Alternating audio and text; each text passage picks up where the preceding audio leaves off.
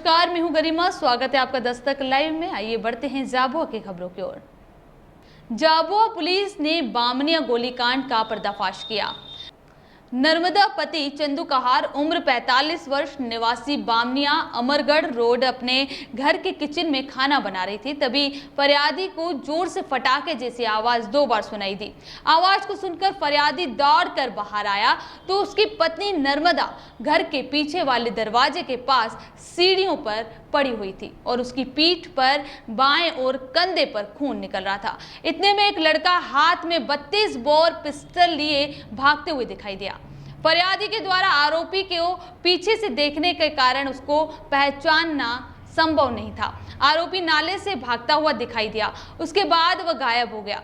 फरियादी अपनी घायल पत्नी नर्मदा को लेकर पेटलावद अस्पताल पहुंचा, किंतु उसको बचाया नहीं जा सका, जिस पर थाना पेटलावद में मर्ग कायम कर अपराध क्रमांक 352/2021 धारा 202 बारहवीं का अपराध पंजीकृत कर विवेचना में लिया गया है। हत्या के खुलासे के लिए टीमों का गठन किया गया।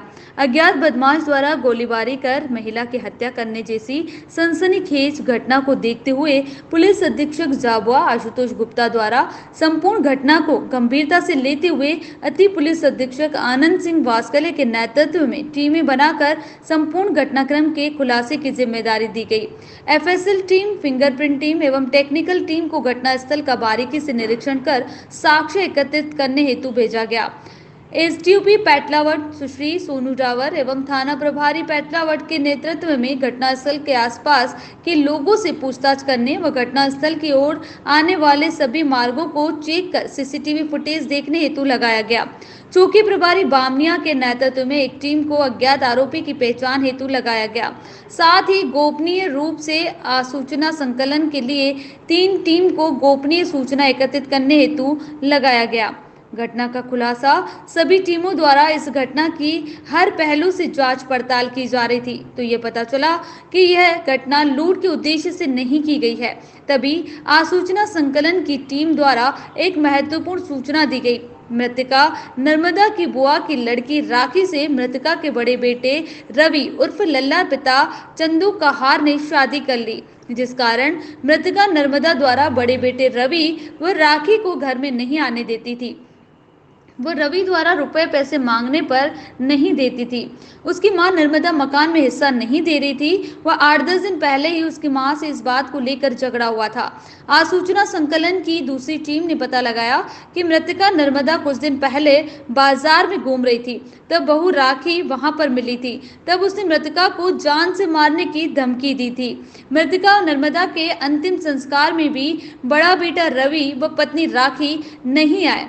तभी पुलिस को शक की सुई एक ही तरफ जाकर टिकी, जिस पर पुलिस टीम द्वारा पीथमपुर में दबिश देकर मृतका के बेटे रवि व बहू राखी को पकड़ा। पूछताछ करने पर बताया कि रवि और राखी ने जमीन जायदाद में हिस्सा नहीं देने की बात को लेकर उसके साले हेमराज को बताया, तो हेमराज, रवि व राखी ने मिलकर नर्मदा की हत्या करने की योजना बनाई।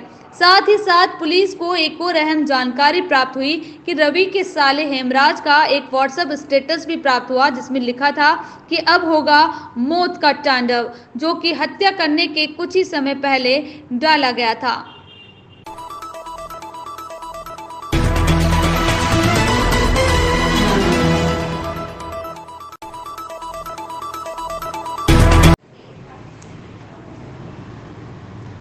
प्रदेश भर में पेट्रोल डीजल मूल्य वृद्धि के खिलाफ कांग्रेस विरोध प्रदर्शन कर रही है। इसी के तहत झाबुआ में कांग्रेसी नेताओं ने सड़क पर उतरकर मोर्चा संभाला। आज ये सब यहाँ पे कांग्रेस के लोग क्यों इकट्ठा हुए हैं? आज हम सभी कांग्रेस के लोग इकट्ठा हुए हैं अखिल भारतीय कांग्रेस कमेटी न्यू दिल्ली से। वहाँ के दिशा निर्देश है कि पेट्रोल और डीजल की महंगाई ज़बरदस्त बढ़ गई है, तो उसके विरोध में सांकेतिक धरना प्रदर्शन करना था। तो हम पेट्रोल पंप पे सभी लोग इकट्ठा हुए। Youth Congress, NSUI, ITCL Congress, किसान कांग्रेस, मजदूर कांग्रेस और हमारे यूथ कांग्रेस और कांग्रेस सभी हमारे साथी उपस्थित हुए और धरना प्रदर्शन किया। महंगाई के लिए भी आप पेट्रोल डीजल की वृद्धि को ही मानते हैं जिम्मेदार? बिल्कुल। वहाँ से जब आयात हो रहा कच्चा तेल, वो तो उसके रेट कम है, उसके दर कम है, और आज यहाँ पे आम जन को जब वो पेट्रोल और डीजल जब मिल रहा है तो बड़े हुए दामों में मिल रहा है। तो जो बीच का डिफरेंस अमाउंट है कच्चे तेल और बेचने वाला, तो इन्होंने जबरदस्त टैक्स लगा रखा है। सेंट्रल गवर्नमेंट ने अलग टैक्स लगा रखा, स्टेट गवर्नमेंट ने अलग टैक्स लगा रखा, और तो उसका हर्जाना पूरे हमारी आम जन वो भुगत रहे हैं और परेशान है। राज्य सरकार को अपना वेट टैक्स कम करना चाहिए।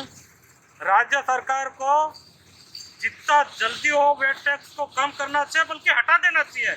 लॉकडाउन से पहले से लोग परेशान हैं, व्यापारी परेशान, किसान परेशान, मजदूर परेशान, और किसानों का जबरदस्त परेशान। तो कोई व्यापारी भी परेशान है। लॉकडाउन में क्या कमाई हो रही, उनको हटा देना चाहिए, कोई मतलब नहीं।